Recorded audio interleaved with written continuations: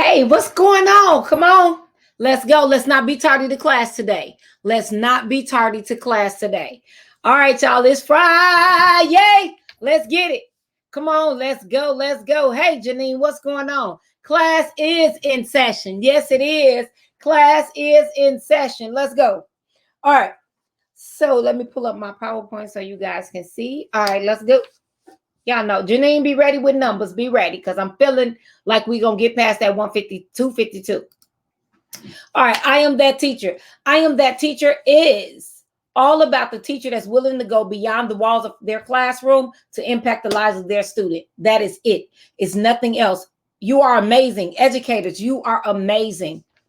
I just want you to know it, and I want you to tell folks. We do have I Am That Teacher gear. Janine will drop the link in the chat if you would like to purchase some. If not, no worries. You still that teacher. No worries, babe. Let's go. All right. Repost, tag a teacher. Repost, tag a teacher. Hey, hey. All right. Do me a favor. Repost, tag a teacher. Let them know.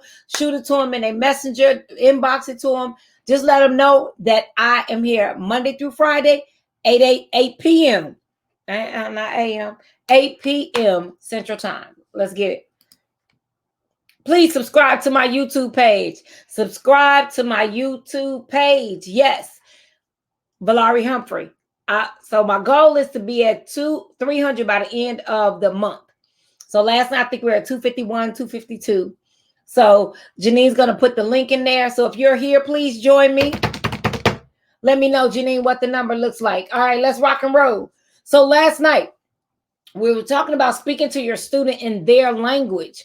All right, so here's an amazing quote that I think someone gave it to me yesterday or the day before. 255, let's go. All right, if you talk to a man in a language he understands, that goes to his head. If you talk to him in his language, that goes to his heart. So we talked about speaking to your students so they understood, using the community as a connect, but figuring out how to connect with your students so they get it. Let's rock and roll. All right, so tonight, encourage student thinking. We're talking about encouraging student thinking. Ask questions.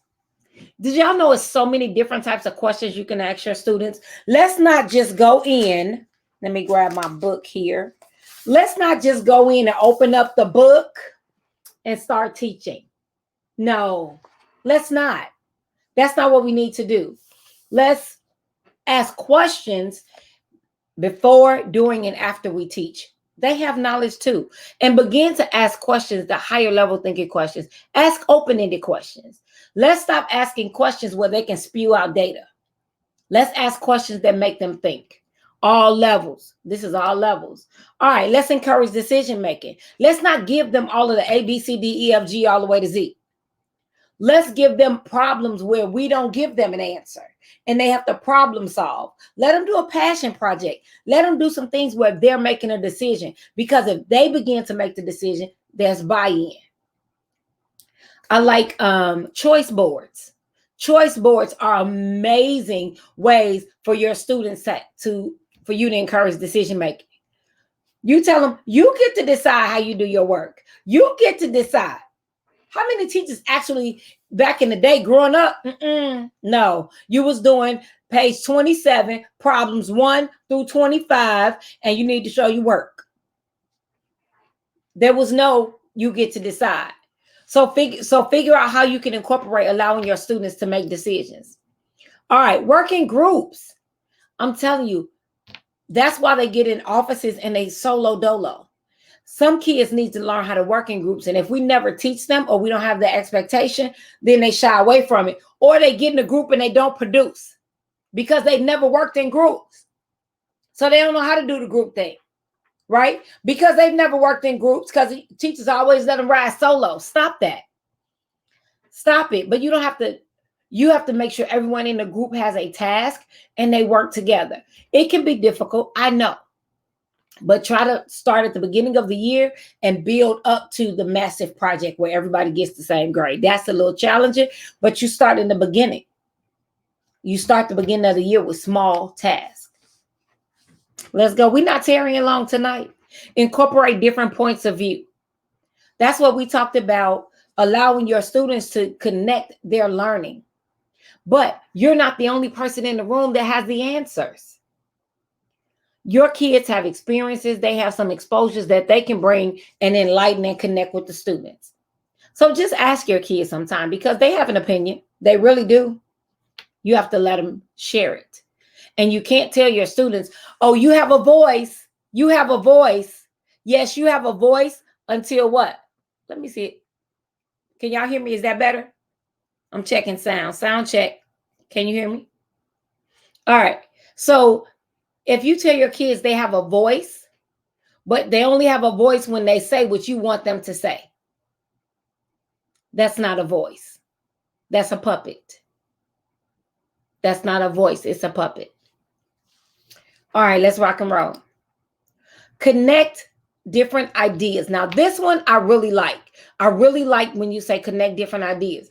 Allow Jackie can come up with an idea, and then someone else can come up with an idea, and you start putting them together and say, that's good. Now partner with what she said. That's good. Now partner with so-and-so, and you start bringing everyone together. I love my studying every day because I study something just to bring it to y'all. So I'm reading articles, I'm doing different things, but I'm connecting ideas. And I see how different articles and books bring everything together, and it allows me to put my little energy on it and have a good time with y'all. Let's go. We're getting close to the end here. Inspire creativity. Stop locking them in where they got to do everything A, B, C, D like you want it. I was that teacher. Baby, I told them what line to write on.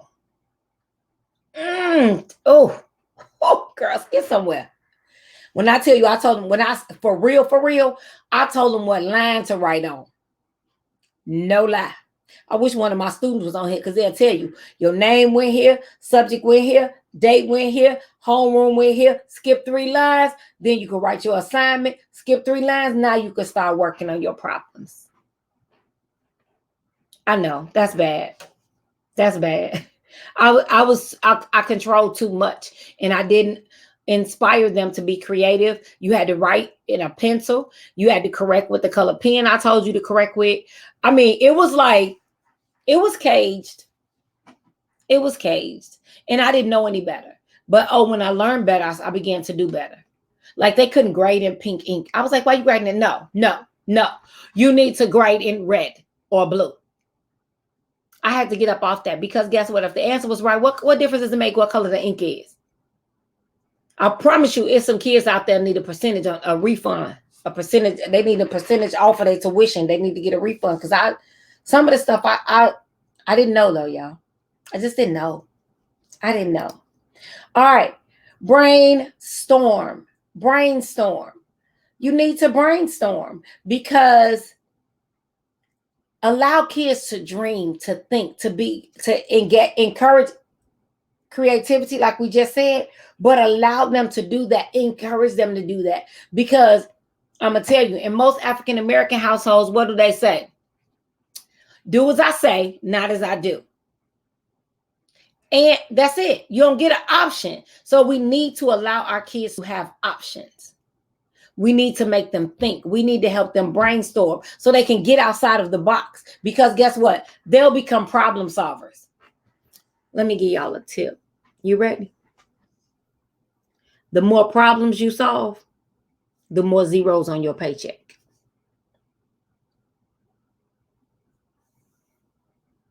The more problems you solve, the more creative you are, the more zeros on your paycheck. Steve Jobs. Solve problems. You don't have to carry the big phone around. You get a smaller phone. More problems you solve, the more zeros on your check, in your bank account.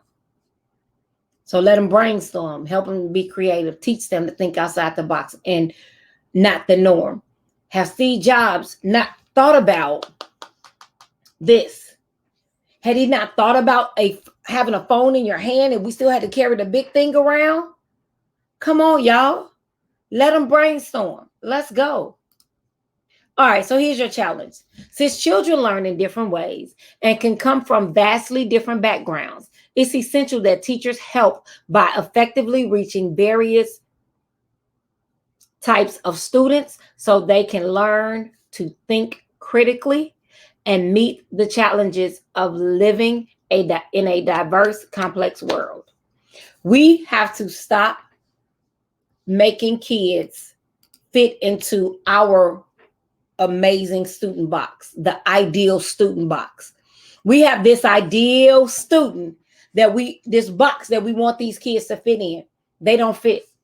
I'm gonna do a presentation like that one day. I'm gonna have a box, and it's gonna say ideal student on it, and it's gonna be a big box, but the kid's not gonna be able to fit in it. And that's what we try to do, is put our kids in an ideal student box. And then they sit, give me something to write. They sit like this. And that's how you want the kids in your class. Tell me what to write. I'll do it. Tell me, I'll do it. But here go Marcus, and he challenged you. Why are we doing that? You can't handle Marcus. You can't handle Marcus. You can't handle the truth. And Marcus is the truth. Marcus want to know why we got to do it like that. But you're so busy looking at Marcus like he's a problem. Marcus just challenging the norm. You have to teach Marcus how to do that thing. Come on, y'all. Let's go beyond our own stinking thinking and encourage our kids to think outside of that ideal student box. I'm going to leave you there. There's no ideal student. So let's stop doing that. And guess what? A student that get an A don't make them an ideal student. Just wanted to drop that. I ain't going to even push it. Y'all pick it up. I dropped it over there. If you want to pick it up, but I'm letting you know. Stop pushing kids to these grades. But they all smart, but they don't have common sense, but they got all this book sense. Why? What do you need book sense for if you don't have common sense? If common sense don't tell you what time to get up, it doesn't tell you that you know how long it takes you to get to work, you got to be there on time. But book sense? See, the smart people work for the hustlers. Smart people work for the hustlers. Yep. You got to do it. You have to allow them to think outside of the box and create a human being that has grit and grind and still can produce. Let's stop producing these test spewers and data spewers, and they can't do nothing. They can't count change at the store. Them kids in the hood, they can count change at 2. Their parents can give them money and they can tell them, you cheating me. So let's teach them common sense too, y'all. All right, I'm out. I ain't going to play with y'all tonight. That's it. That's all. Says the clock on the wall. Y'all know what to do, right? Go be amazing on purpose, y'all. Let the bell ring. I'll see y'all on Monday.